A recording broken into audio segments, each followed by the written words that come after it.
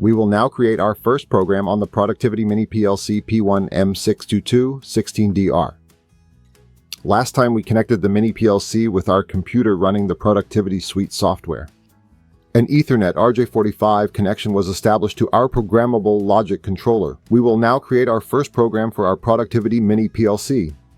Our program will be a simple start-stop circuit for a motor. Here is a post that will explain the logic behind our program circuit.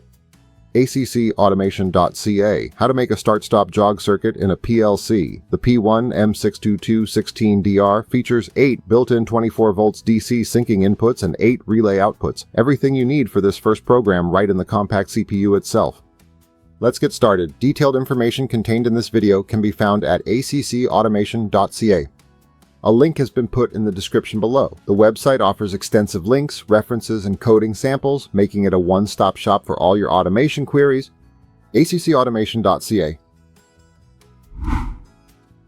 Start a new project, Mini PLC first program. Start the Productivity Suite programming software from the desktop icon or the Windows Start menu. All programs, Automation Direct, Productivity Suite, Productivity Suite. Our Start Productivity window will now appear. Select Read the project from the CPU. As before, it will present the options for our communication. We will select our Ethernet connection to the PLC. This will give us a warning because we currently do not have a program in the PLC. Select Connect. We will receive error messages because there is currently no program in the CPU of our Productivity P1 Mini. Select OK to acknowledge the error messages. We are now connected to our PLC. Choose CPU, Mini PLC first program. Select the new project icon on the menu options at the top of the screen. You can also use the main menu and select New Project. File, New Project. The Choose CPU window will now appear. This will allow us to select the hardware for our automation project. Select P1-M622-16DR. This is our Productivity Mini PLC with 8 DC inputs and 8 relay outputs. Select Continue. A new task program will now appear under the Tasks heading in the Run Every Scan folder. This is located in the Task Management. The new task is automatically displayed and currently shows as a series of end statements. Tag Database, Mini PLC first program. We reference our physical inputs and outputs through our tag database. This is automatically done when we configure our hardware. Default names were generated and given to the integrated I/O points. Select Tag Database under the right program heading in the Application Tools. Alternatively, you can use the main menu, Choose, Edit, Choose Tag Database selection. The Tag Database will show us a list of all of the assigned bits in the CPU.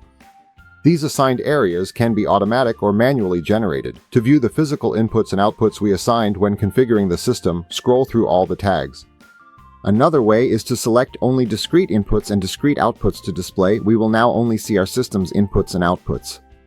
For the P1-M622-16DR Mini PLC, the automatic assignment can be read as follows. DO01.1.1, discrete output, system 0, base 1, slot 1, bit location 1.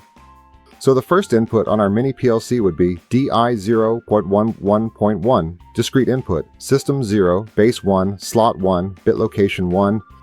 The P1-M622-16DR has inputs DI0.1.1.1 through DI0.11.8 and outputs DO0.11.1 through DO0.11.8. Under the editor in the tag database, you will see several different columns. The first one is Name. Double-clicking the current default name lets you enter a new one. We will name the first two inputs as Start and Stop. The first output will be named Motor. The In-Use column indicates whether this tag is used in your program or tasks. The forcible selection for the tag determines whether we can manually turn this input or output on or off in the productivity programming software. We will make all 3 of our name tags forcible so that we can test our logic from within the software without physically wiring the inputs and outputs. Select the X in the top right corner to close the tag database window. Creating the ladder logic task. All ladder logic is organized into groups called tasks. You can have several tasks to help you break up and organize your program. In the Productivity Suite software, you will notice the Task Management window. This is where you can name, organize, and add new tasks to your program. The new task will be set to run every scan by default. This is where we will be creating our first program.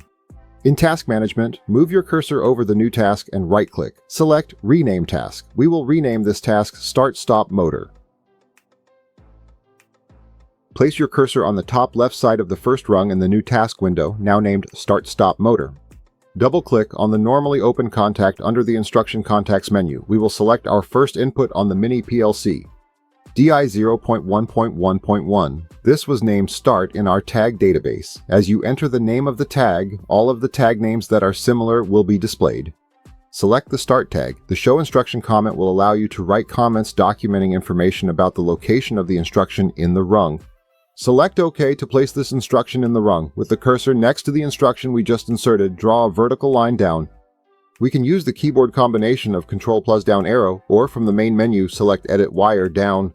Move the cursor manually under the previous contact, double-click on a normally open contact, enter the motor tag, which is the DO 0.11.1 address. This will be our ceiling contact for the start input. Put a normally closed contact, NC, next to the previous ones. Enter the tag stop at address DI 0.11.2. This will be our stop contact for our circuit. This would be wired as normally open since we are using normally closed in our ladder logic. Move the cursor to the end of the rung. Under the coils heading in the instructions, double-click Out Coil. Enter the tag motor at address DO 0.1.1.1. This is the same output address that we used for our ceiling contact. This will actually turn on our first relay output on the Mini PLC. The one-shot checkbox enables output for only one scan. See the following post for an explanation of a one-shot, accautomation.ca, how to make a one-shot in the PLC. Select OK to finish our rung. Our completed start-stop circuit should now look like this.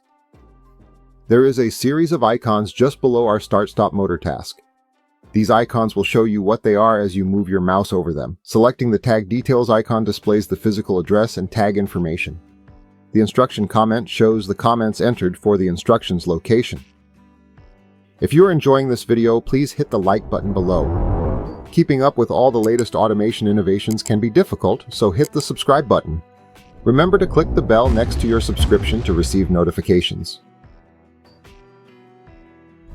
Saving the program, Mini PLC first program.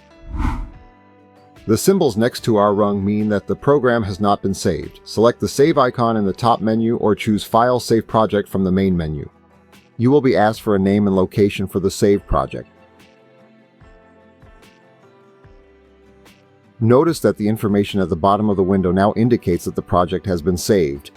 The project name is also displayed at the top of the window. In our case, the name is P1 Mini PLC First Program.